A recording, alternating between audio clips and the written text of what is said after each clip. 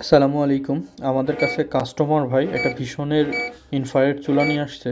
তো এই চুলাটা অন দিলে H2 প্রবলেমটা দেখায়। তো H2 মানে আমাদের কয়েলে হিট হবে না।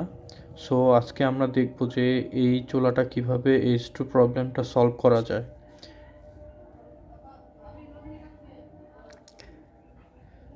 এর জন্য আমরা প্রথমে আমরা হচ্ছে এই চুলার সেন্সরটা প্রবলেম দেখব, সেন্সরটা আসলে ঠিক আছে কি না। এর জন্য কয়েলের ভিতর থেকে সেন্সরটা খুলে দেখব, সেন্সরটা তারকে কাটা গেছে নাকি, অথবা সেন্সর নষ্ট হয়ে গেছে নাকি।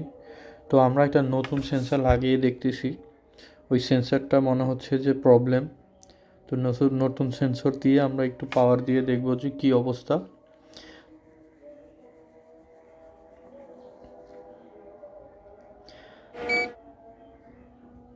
এখন নতুন সেন্সর লাগানোর পরে পাওয়ার দিলাম।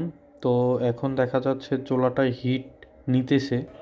তো আপনারা দেখতে পাচ্ছেন যে কয়েলে অলরেডি হিট চলে আসছে,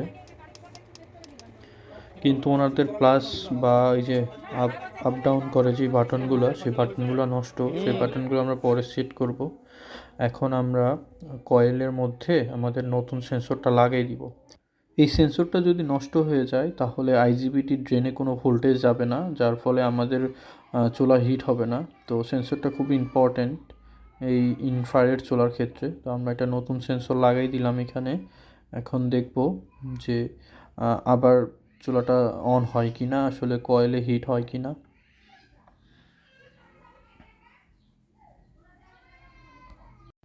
সেন্সর ছাড়াও চুলাতে অনেক প্রবলেম হয়ে থাকে। E2 প্রবলেম হয়, আপনার F3 প্রবলেম হয়। এই প্রবলেমগুলোর জন্য মূলত আইজিপিটি অথবা এখানকার যে পাওয়ার আইসিটা আছে সেটার প্রবলেম হয়। আমরা আবার পাওয়ার দিলাম।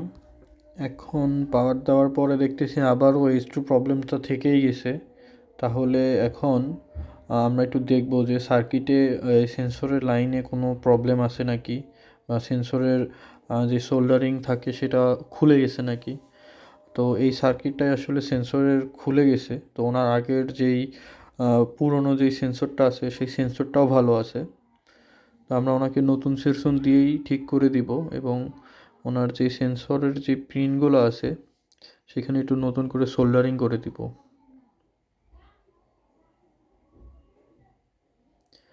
তা আমাদের এখানে মূলত সব ধরনের কাজই করা হয় ইলেকট্রনিক্স ডিভাইসের। আপনাদের ইনফ্রারেড, ইন্ডাকশন এবং অন্যান্য যা মানে এক কথায় যে কারেন্টের যে জিনিসগুলো দিয়ে চলে আমরা মূলত সবই সার্ভিস করি। তো আমাদের ঠিকানা হচ্ছে Ishwardi, Pabna, railway market. So এখন আমরা এই চুলাটাতে আবার পাওয়ার দিছি, এখন দেখা যাচ্ছে যে ঠিক মতো কাজ করতেছে। সো এই চুলাটা আসলে প্রবলেমটা ঠিক হয়ে গেছে। ভিডিও ভালো লাগলে সবাই পাশে থাকবেন।